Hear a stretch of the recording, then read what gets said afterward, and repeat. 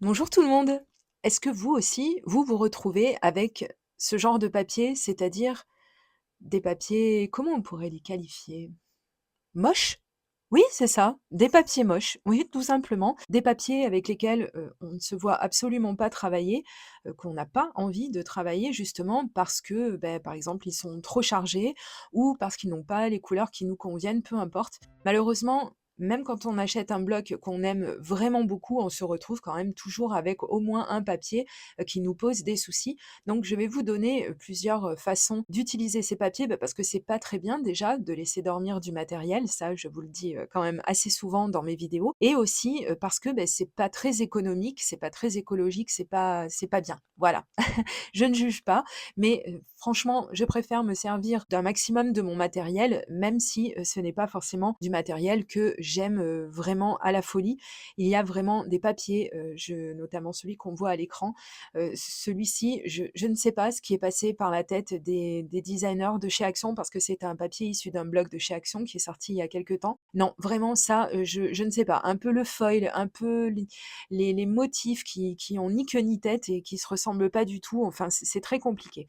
Il y a aussi, d'autres papiers, qu'on a du mal peut-être un petit peu à utiliser, bien qu'ils soient quand même très jolis, mais qui ont été, je pense, un petit peu ratés sans vouloir toujours être dans le jugement. Mais moi étant graphiste, voilà, c'est un petit peu ce que ça m'inspire. Les motifs sont très beaux, mais ça il y a vraiment des choses qui ne vont pas.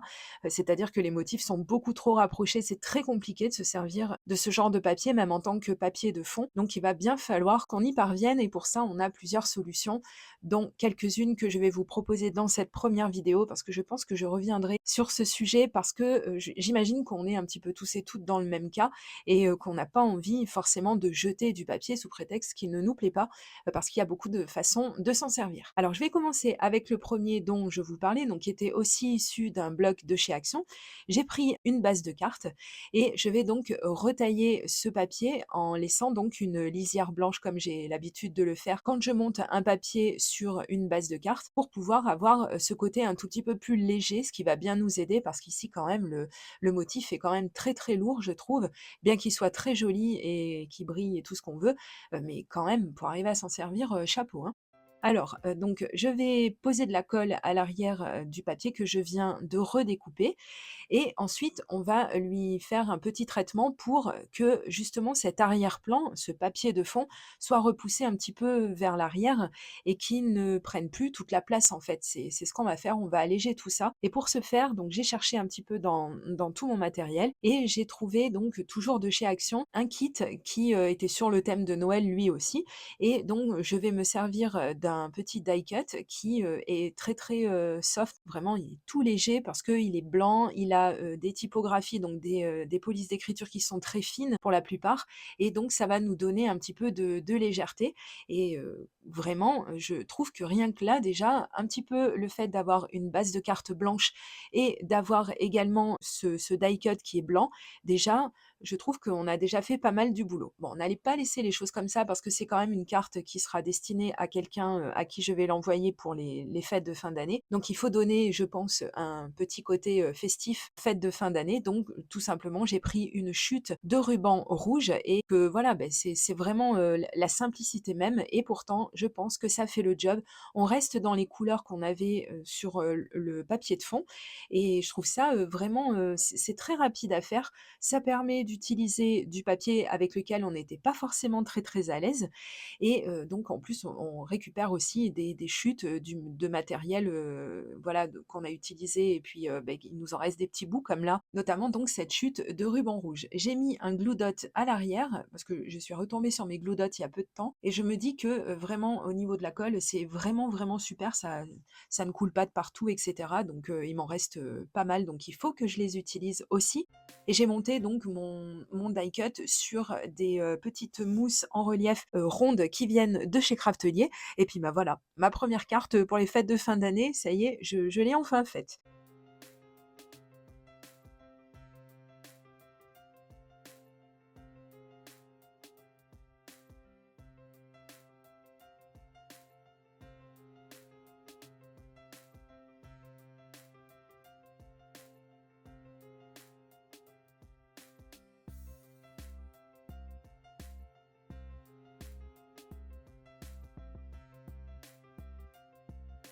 On va passer sur un deuxième exemple. Alors cette fois-ci, je vais retailler la base de carte, toujours, qui vient de chez Action parce que ça coûte pas très cher et que c'est déjà fait, mais on peut très bien faire soi-même ses bases de cartes, c'est très vrai aussi.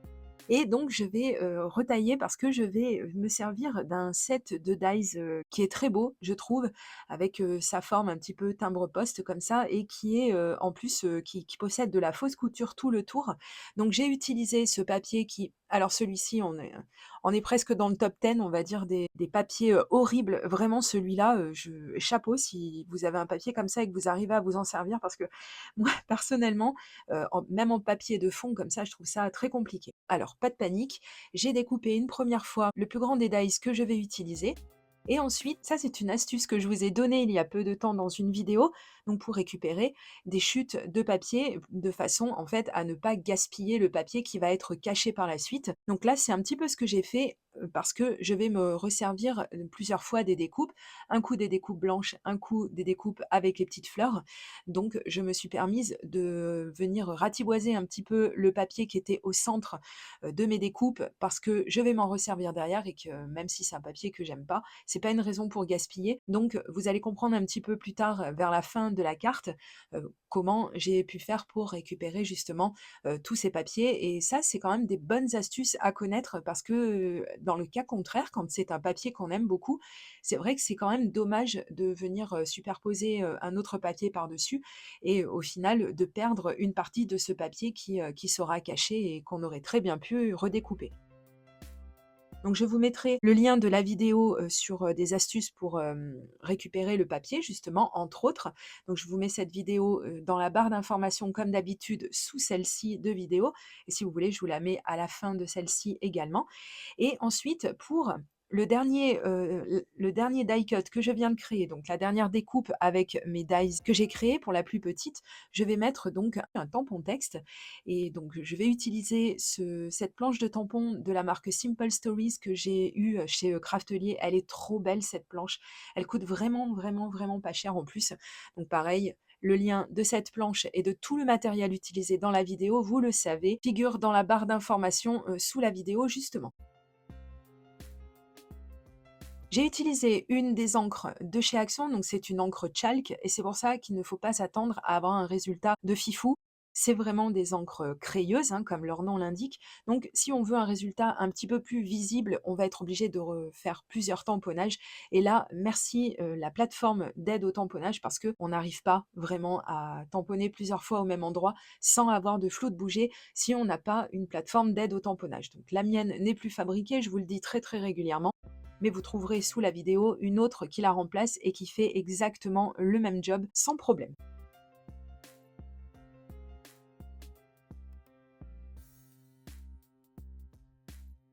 Donc voilà, ben regardez, on a, vraiment allégé tout ça et je trouve que ça fait tout son effet.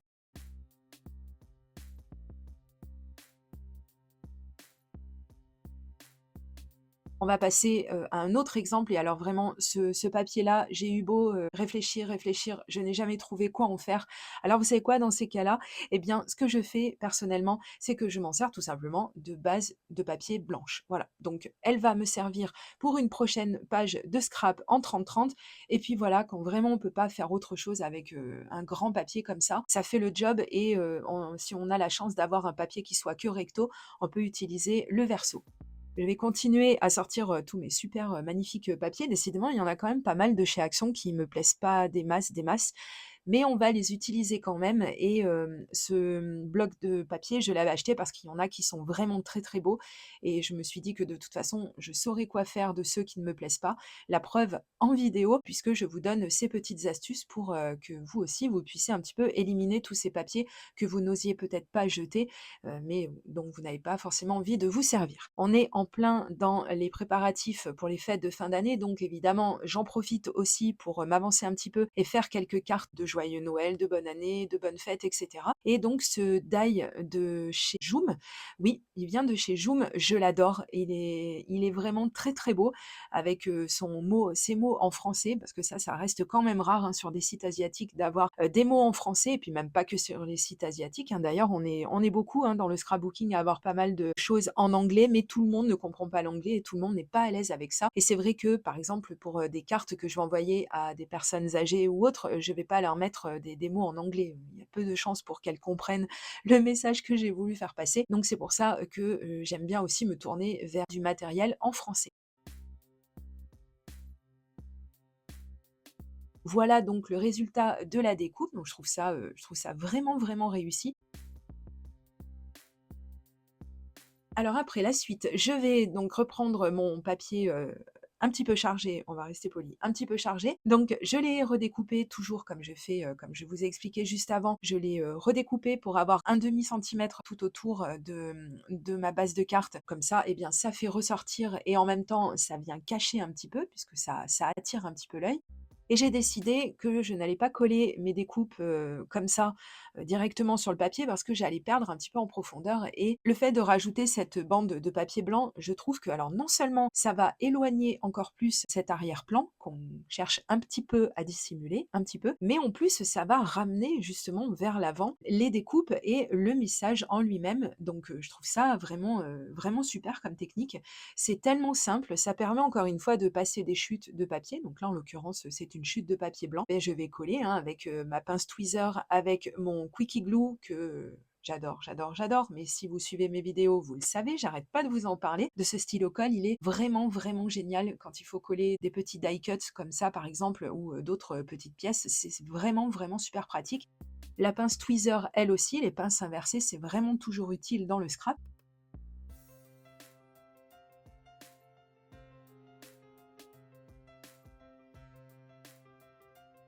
Et ce qui est très utile aussi, c'est ces bandes, de mousse adhésive en relief comme ça et bien, c'est vrai qu'on peut choisir soi-même la quantité de mousse dont on a besoin. On peut venir en mettre un petit peu à droite, à gauche comme ça pour avoir effectivement beaucoup de relief comme leur nom l'indique et puis comme ça, bah, encore une fois, on n'a pas de perte, on n'est pas obligé d'en mettre trop ou trop peu et voilà, voilà. Donc j'ai envie de dire que ma carte était presque terminée, mais c'est quand même une carte de fête de fin d'année, donc j'avais envie de mettre un petit peu de bling bling dessus. Alors j'ai sorti des strass et toujours avec le Quickie Glue, j'en ai mis un petit peu par-ci par-là, donc très peu, hein, parce que pareil, quand ça brille trop, moi, pour moi, ça fait un peu trop cheap, je suis pas très, très fan.